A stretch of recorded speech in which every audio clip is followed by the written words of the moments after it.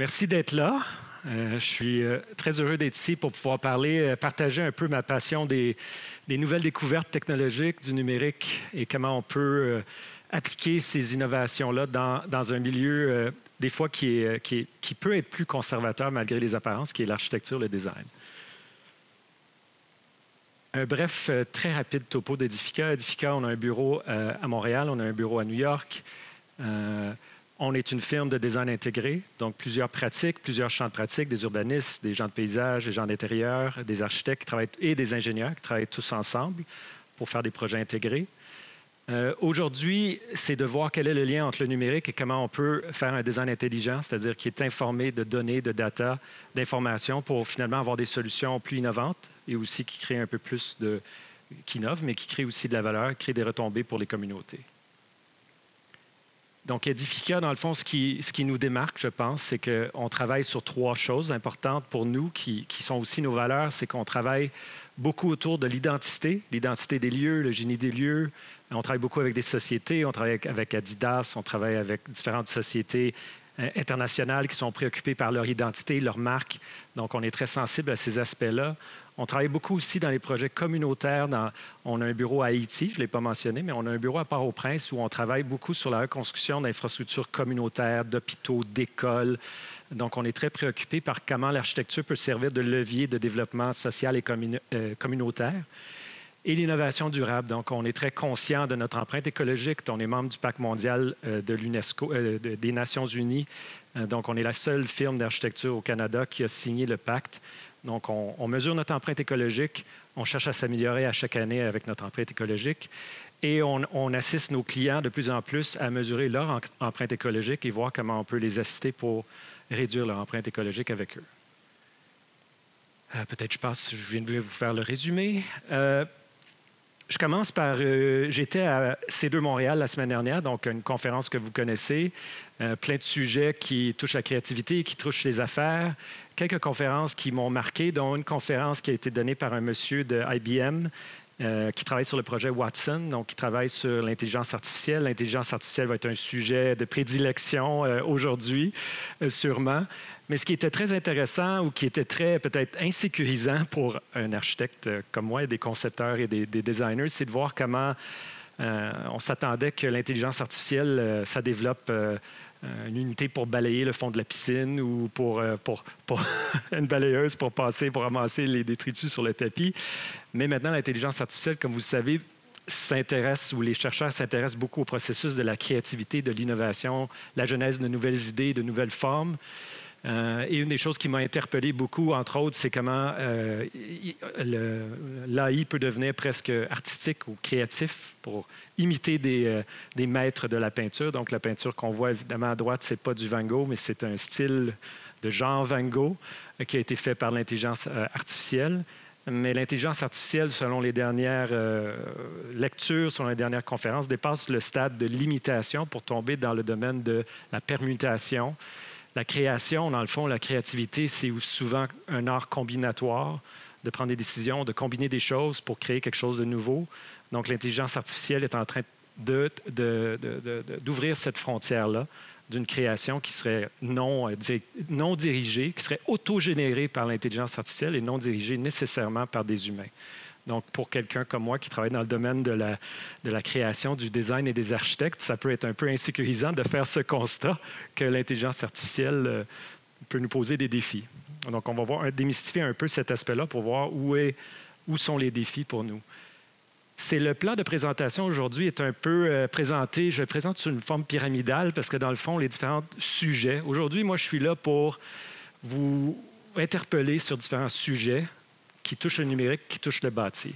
Je les vois un peu comme une pyramide, dans le sens qu'il y a certains outils, certains aspects, certaines dimensions qui ont besoin d'être maîtrisés avant de passer au niveau supérieur. Chaque niveau, dans le fond, dans cette pyramide-là, représente un gain dans ce que j'appelle la récursivité. La récursivité, c'est un terme peut-être ésotérique, mais qui veut dire en anglais le fameux feedback loop. Donc, en bas, c'est des applications qui seraient plus linéaires, c'est-à-dire de l'input unilatéral de notre part et des outils qui nous aident. Mais à mesure qu'on monte, les solutions deviennent de plus en plus itératives et de plus en plus récursives, c'est-à-dire qu'il y a de l'information qui nous revient, qui bonifie la solution. Et à mesure qu'on monte, finalement, on se dirige vers le sommet qu'on va voir à la fin, la réalité augmentée, où on a un monde qui est pleinement récursif et puis qui s'autogénère. Donc ça pose évidemment toutes sortes de défis éthiques, puis on va les regarder ensemble. Donc, le niveau en bas fondamental, je dirais en bas de la pyramide, les outils non récursifs. Vous allez voir, je suis peut-être un peu sévère, mais le BIM est récursif dans le sens qu'il peut finalement induire une boucle où on rentre du data, on apprend du data, mais finalement, c'est stimulé par l'utilisateur, par nous, qui rentre le data, et puis c'est nous qui analysons le data. Donc, c'est une forme de récursivité, si je pourrais dire, mais qui est beaucoup plus active de notre part. Je donne un exemple ici d'un projet qu'on a fait récemment, qui est l'édifice pour les Grands Ballets canadiens et d'autres sociétés de danse, où finalement, c'est un projet qui s'est fait totalement en BIM, avec le logiciel Revit. Puis on a fait... Si vous êtes des experts du BIM, j'imagine qu'il y en a dans la salle, on parle du 3D, du 4D, du 5D, 6D. Dans ce cas-ci, c'était plutôt l'utiliser pour le 3D, 4D. Ce qui veut dire on a une maquette intelligente tridimensionnelle qui est utilisée principalement pour la coordination des professionnels, pour éviter les erreurs. Donc, c'est l'objectif d'utiliser, et aussi pour visualiser le résultat et pour communiquer en temps réel avec les décideurs. Donc, c'est un usage assez rudimentaire. Et évidemment, c'est comme autre chose. C'est une technologie qui a énormément de potentiel. C'est comme notre cerveau, on en utilise peut-être 10 %.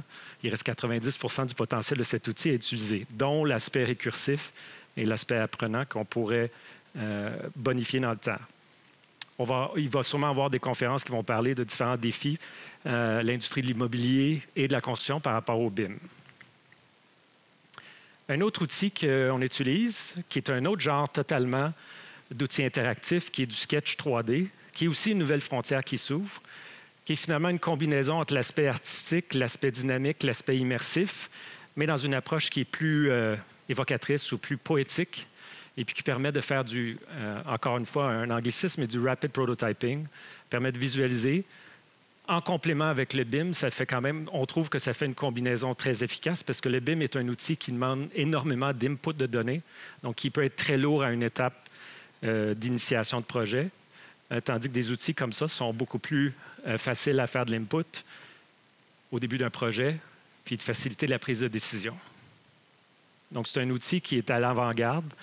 Je pense qu'au Québec, on est le seul groupe qui l'utilise de façon systématique. C'est un logiciel qui est en bêta testing à partir de Harvard. Donc, c'est un outil qui est très, très, très prometteur, complètement différent du BIM, mais complémentaire. Une autre application que vous connaissez du numérique, c'est de voir comment on peut occuper des espaces avec du numérique, dans un aspect peut-être plus décoratif, des fois plus immersif, des fois plus interactif, qui est une autre frontière du numérique, mais qu'on voit beaucoup de projets. Donc, c'est quelque chose qui est quand même assez bien implanté dans le monde du design. On arrive à un autre niveau, peut-être, qui est le bâtiment vivant. Je l'appelle bâtiment vivant parce que pour moi, c'est un niveau peut-être supérieur du bâtiment vert. Donc, le bâtiment vert, un bâtiment qui est très écologique. Un bâtiment vivant, c'est un bâtiment qui intègre la domotique. C'est un bâtiment qui peut devenir intelligent.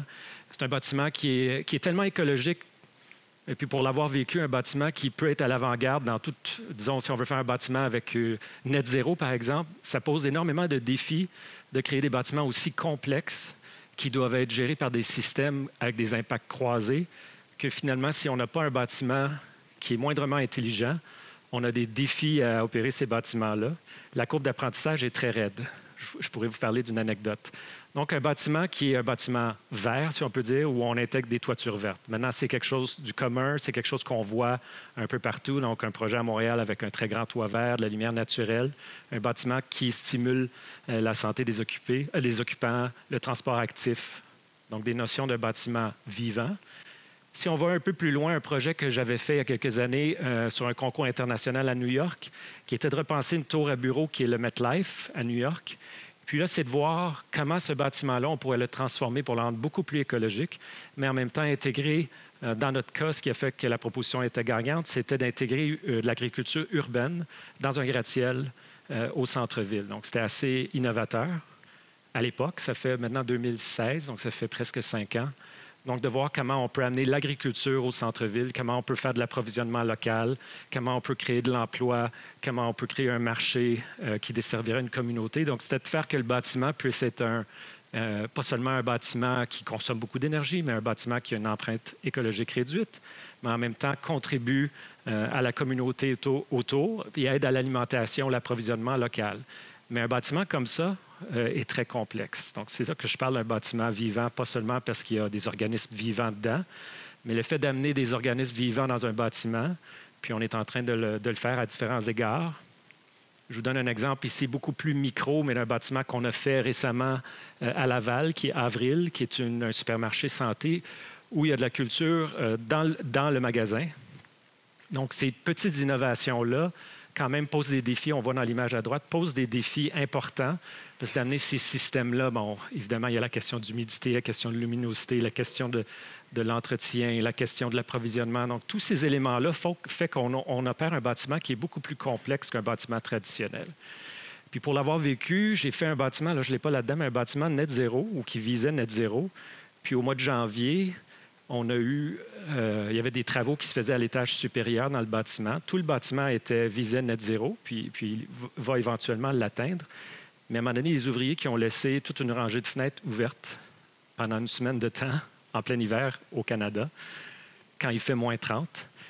Puis on a perdu la masse thermique. Un des principes qu'on utilisait dans le bâtiment, c'était que la dalle agissait comme masse thermique, donc nous permettait de chauffer. Donc on avait réduit de beaucoup les systèmes de chauffage. Mais une fois qu'on avait perdu la masse thermique, le bâtiment s'est resté froid jusqu'au printemps. Donc on n'a pas été capable de rattraper la masse thermique.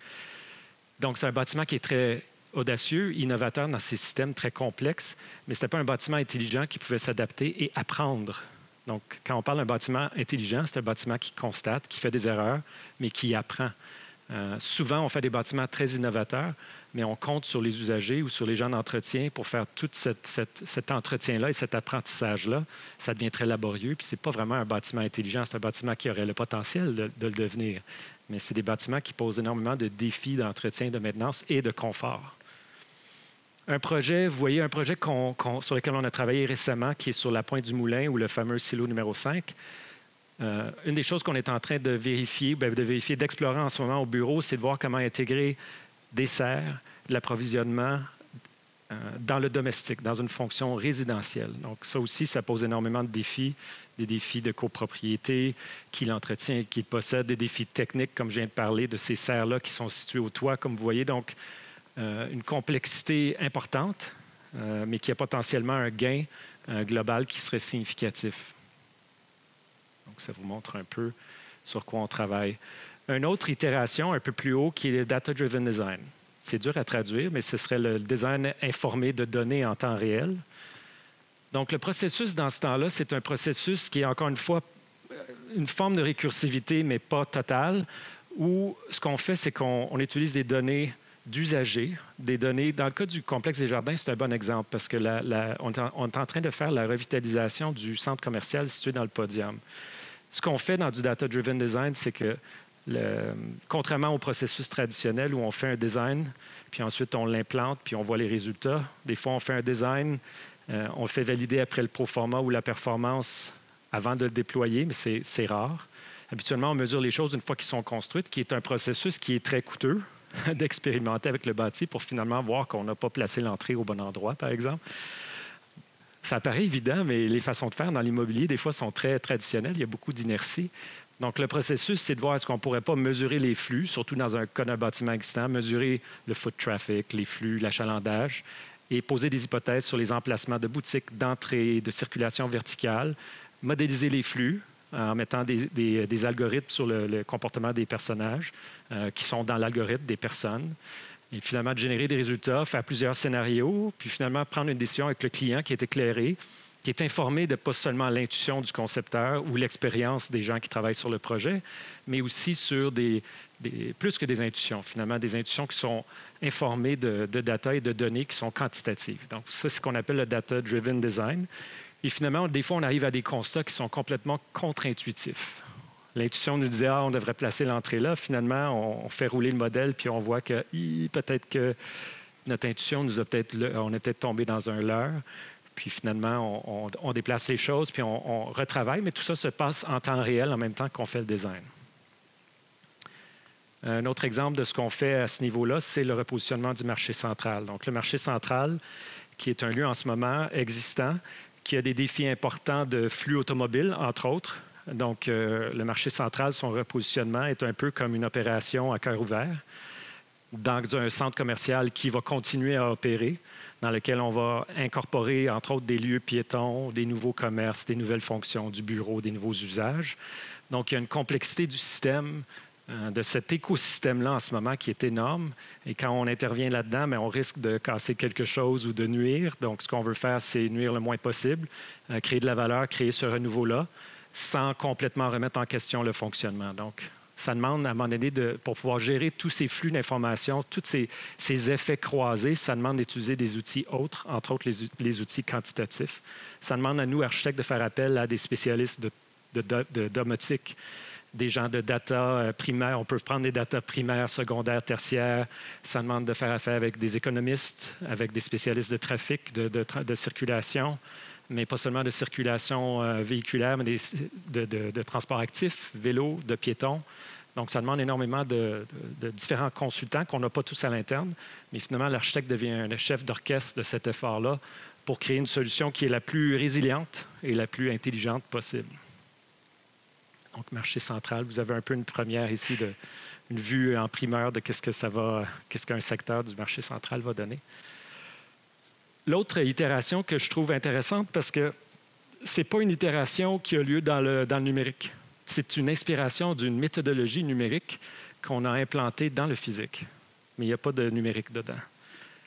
Ce qu'on fait, on travaille avec des marques, entre autres Burks, par exemple. L'idée ici, c'est d'utiliser le principe du alpha et du bêta testing, si vous êtes familier avec le principe.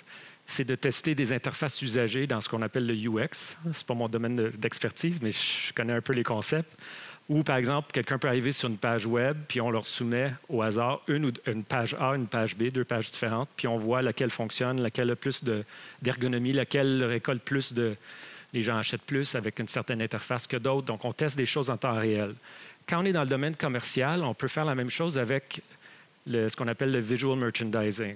Donc, les installations à l'intérieur. On peut tester des présentoirs à tel endroit, dans la vitrine en arrière. On peut tester des choses dans un laps de temps assez court, à deux endroits différents, puis on est capable de collecter les données pour voir lequel performe plus, pour ensuite le déployer sur l'ensemble du système.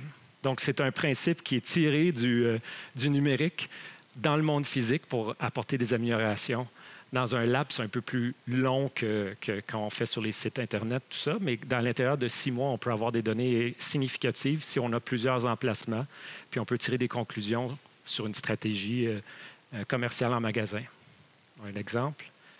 Un autre exemple qu'on a fait à Miami, donc une marque complètement différente de Burks, où on teste aussi des fois, on peut tester aussi des boutiques. On fait ce qu'on appelle des pop-up, qui sont des boutiques temporaires, qui permettent de tester le marché, qui permettent de prototyper des concepts de présentoirs, des concepts graphiques, des concepts d'identité de marque, pour avant de le déployer dans une boutique qui coûte plus cher, une boutique permanente, et avant de le déployer à différents endroits. Donc, c'est peut-être du alpha testing dans ce cas-ci, qui est de tester une chose, puis le bêta testing, qui est de tester par les usagers deux choses différentes en même temps. Donc, ces principes-là peuvent s'appliquer au monde physique. Je ne pense pas qu'il y a beaucoup de firmes qui font ça. Je n'ai pas vu ailleurs. Je pense qu'on innove un peu là-dedans. L'itération 5, donc l'intelligence artificielle. Ici, je montre un exemple des studios d'Ubisoft, mais qui a été fait des itérations, prototypage qui font partie du processus créatif, mais qui ont été faits de façon sans l'intelligence artificielle. Donc, qui ont été faits par des équipes qui prototypent continuellement différentes itérations de la même chose pour trouver la bonne solution. Mais ce qu'on constate de plus en plus, c'est que maintenant, on peut utiliser des logiciels. Certaines firmes, pas la nôtre, mais certaines firmes américaines semblent avoir développé des outils où il y a un logiciel d'intelligence artificielle qui prototype avec certains paramètres, certains inputs, prototype des solutions, génère ce genre de solutions, puis finalement, l'architecte, les concepteurs choisissent à partir de beaucoup d'itérations qui sont générées très rapidement. Donc, c'est une façon peut-être d'accélérer la créativité dans les firmes de design. On est en train de regarder justement, c'est un drôle de hasard, mais on travaille sur un hub d'intelligence artificielle ici à Montréal, dans le MILEX. Donc, on est en train de tester ces concepts-là. Ce qui est intéressant aussi, c'est qu'on teste en même temps comment est-ce qu'on fait un lieu qui pourrait aussi incarner les processus de la pensée, les processus de l'intelligence artificielle et comment ça peut se traduire dans comment on occupe l'espace. Donc, c'est un peu les dessins que vous voyez ici. Donc, vous voyez le lien entre le processus de la pensée puis l'espace physique. La dernière itération, c'est déroutant, c'est abstrait. Puis c'est venu d'une lecture que j'ai faite vous l'avez peut-être déjà lu, mais c'est une lecture que j'ai faite dans Wired. Mais c'est un article de 23 pages. C'est un article extraordinaire parce que, disons, cet article-là définit la prochaine génération, finalement une révolution qui serait aussi importante, d'après l'écrivain. Puis je pense, j'ai tendance à croire que ce serait le cas, aussi importante que l'Internet, une prochaine étape de l'Internet. Donc, aujourd'hui, on se retrouve devant ce phénomène qui est ce monde parallèle, ou en anglais, ce mirror world, qui est un concept qui a été, le nom finalement a été nommé par un monsieur de Yale, ce concept-là, d'un monde virtuel, mais qui n'est pas séparé du nôtre, mais qui est superposé en temps réel avec le nôtre et qui coexiste dans le même espace en même temps. Et je vais vous expliquer un peu de quoi il s'agit. C'est très intriguant pour l'architecture. Les ingrédients ici, ça prend une seule maquette qui va éventuellement devenir mondiale. Ce que dire, on a Google Earth en ce moment, donc une représentation de ça, où on a des bâtiments en 3D. Il y a des consultants qui ont des parties de ville, dont nous, en 3D. Il y a d'autres personnes qui ont des bâtiments en 3D. Tout le monde a des bâtiments en 3D. Il y a les agents immobiliers qui ont des bâtiments avec des pièces dedans qu'on peut visiter avec des photos. Il y a tous ces documents qui sont fragmentés. La théorie ou l'hypothèse, c'est que tout ça va se consolider dans une seule maquette, comme l'Internet l'était au début. L'Internet était finalement un réseau privé ou un réseau d'universitaires qui finalement est devenu un réseau global où tout a été aggloméré dans le même réseau. L'hypothèse ici, c'est que toutes ces maquettes séparées vont éventuellement combiner dans une seule maquette. Là, qui va posséder la maquette? On ne le sait pas. Mais une seule maquette qui est une maquette de data, donc une maquette intelligente. L'autre chose, c'est qu'avec les autos qui sont autonomes et avec tous les caméras, si on se mettait à compter aujourd'hui, ce n'est pas l'apogée du téléphone cellulaire, c'est l'apogée de la caméra. Il y a tellement de caméras partout.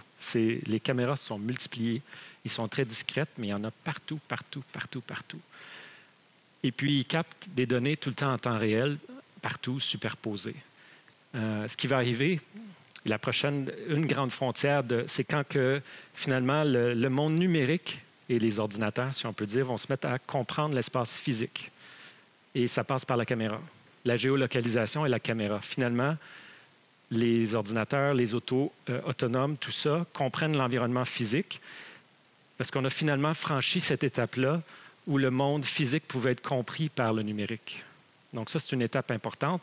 Les autos sont évidemment un élément important là-dedans, mais c'est un outil d'input, ce qui veut dire que les autos vont devenir un outil d'input pour alimenter la maquette en temps réel. C'est-à-dire qu'ils ne vont pas seulement lire l'environnement, ils vont le capter, puis il va y avoir le feedback loop que je parlais, c'est-à-dire qu'ils vont nourrir en temps réel la maquette qui va se mettre à jour. Donc, si une signalisation sur une route va être changée, l'auto va le capter, envoyer l'information à la maquette qui va se mettre en jour. Prochaine personne qui vient, la signalisation est changée. Donc, c'est assez intense comme concept.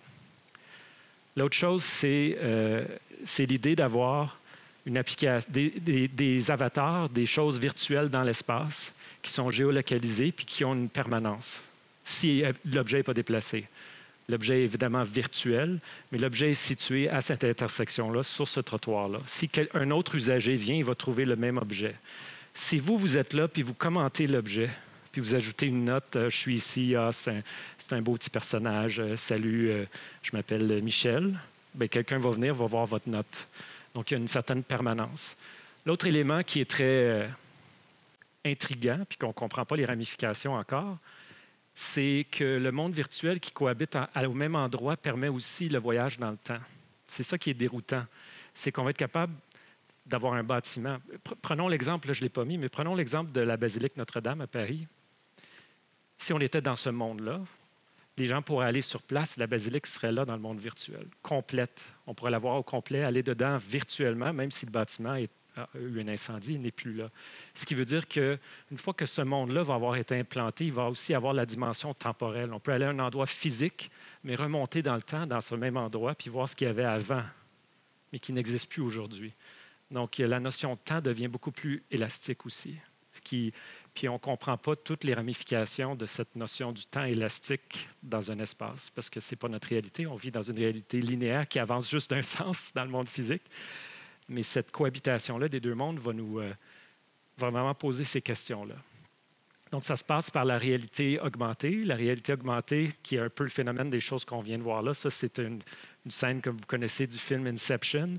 Évidemment, là, on est dans les rêves, on n'est pas dans le monde virtuel, mais ça pourrait ressembler à ça où on a un monde virtuel qui cohabite au même endroit qu'un endroit physique, puis qui est différent du monde physique, ou pareil.